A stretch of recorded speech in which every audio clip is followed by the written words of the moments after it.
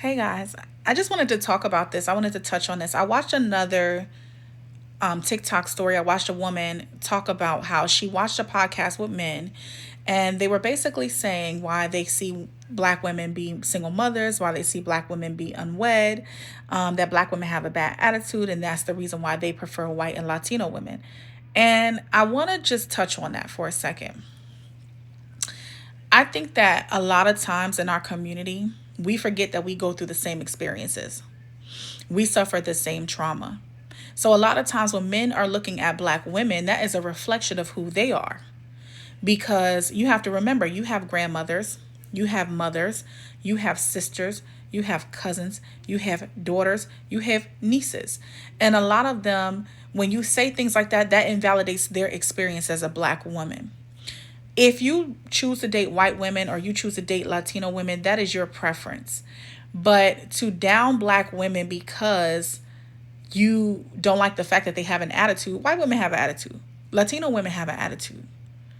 Maybe the way that they express themselves is in a different way, but you have to remember a lot of our mindset is triggered by slavery, and a lot of that is triggered by just generational trauma, not even just generational trauma. A lot of this is also systematic trauma. And instead of men learning that we have been a race of people that have been held down, we choose to continue to hold each other down even more. You don't see white men getting on a podcast talking about why they don't date white women. You don't see Latino men get on a podcast and say why they don't date Latino women. You don't see Asian men get on a podcast and talk about how they don't date Asian women. You only see black men do that to black women.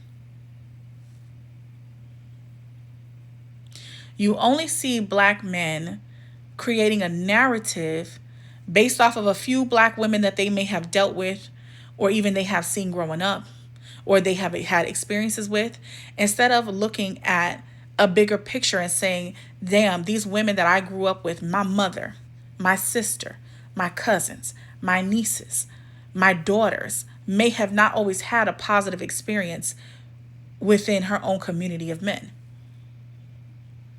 It's so disheartening because the people that come from the same trauma and the same things that we come from speak so negatively on us. And then they get mad when you're independent. Then they get mad. I'm sorry, y'all, I'm working too. Then they get frustrated with you when you have no other choice but to be who you are. So instead of stepping up in our communities and saying, we're going to teach these women that there are men that's going to support them, that's going to love them, even if they have a quote unquote attitude, we're going to love them through that. We're going to all get healing. We're going to all stand by each other. Why is it that we have to constantly push this narrative of putting each other down in order to build another race of people up? If you prefer to date white women, that don't got nothing to do with me. Date a white woman. Because you like a white woman, that's your preference. But don't put down a black woman in place of that. Because we come from where you come from too. We struggle from what the things that you struggle from too. Sometimes 10 times more than what you struggle from. We come from trauma too. So the attitude narrative and the fact that we don't get a ring and we don't get married, black women are successful, they're educated, they work hard, they take care of their families. A lot of times you see black women take care of all their children by themselves without a support system, without any real help. That's a strong woman. And she deserves to be loved, and she deserves to be poured into, and she deserves to have a safe space to come to, just like you deserve the same thing. So think before you speak on a black woman and her experiences, because the same experiences that she has is the same experiences you have. And the more that you perpetuate this idealistic regimen that black women don't deserve certain things because they have an attitude, because they are independent, they're forced to be independent. They're forced to be strong. They want to be dainty.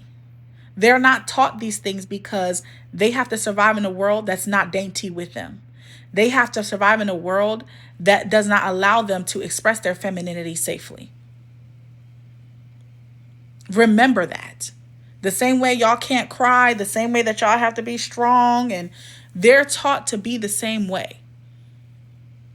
There's not many open spaces unless we create them for us to express our emotions openly. Then when we're told, when we want to go to therapy, oh, you weak, we don't go to therapy, we don't do that, we a man, da da da. No. Everyone goes through trauma, and especially coming from the communities that we come from.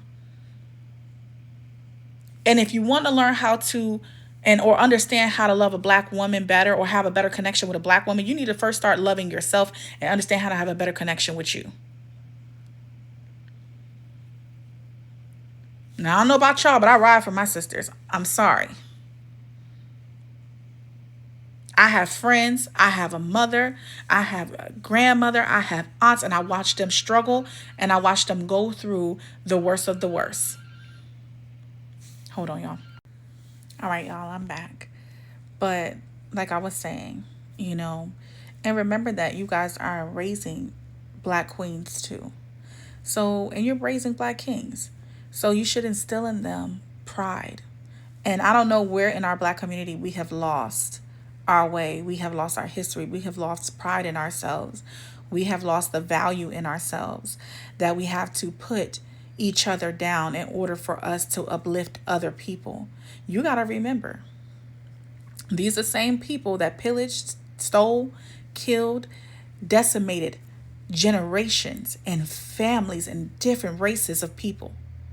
Not to say they all bad, but just remember that you're uplifting people that wouldn't even let you sit next to them.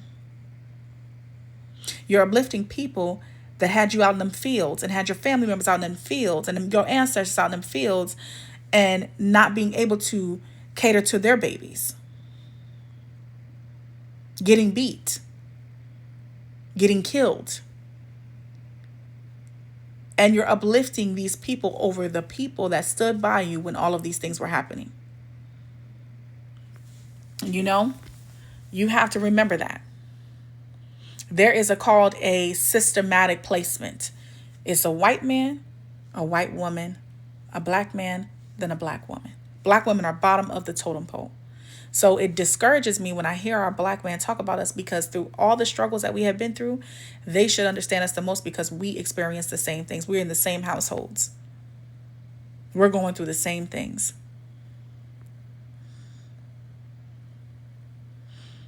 So instead of when you look at a black woman and you say, oh, it's her attitude, it's this and that, look at yourself and say, what about me sees a black woman as a threat or sees a black woman as undesirable because she's got an attitude and she got her defenses up and she's independent?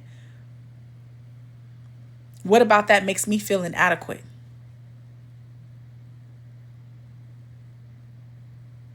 I'm not going to say there's no toxic black women. I'm not going to say there's no toxic, but there's toxicity in every race, not just the black race. That's not subject to just black people. So when you say these things, they're hurtful because you have a daughter one day.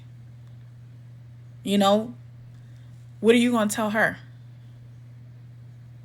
You're going to want her to be strong. You're going to want her to be independent. You're going to want her to understand how a man and how people should be treating her. We had to fight for ourselves. We didn't have nobody come through and fight for us. You do something to a white woman, the white man is right behind her. You do something to a Spanish woman, the whole family coming. You do something to a black woman, black women are the only ones that can stand up for black women, and they're the only ones that normally stand up for black women.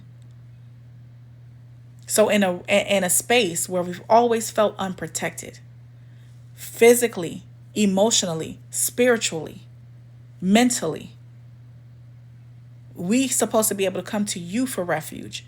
And the first thing you say to us is, that's why you ain't got nobody, because y'all got an attitude. Y'all have to do better, man.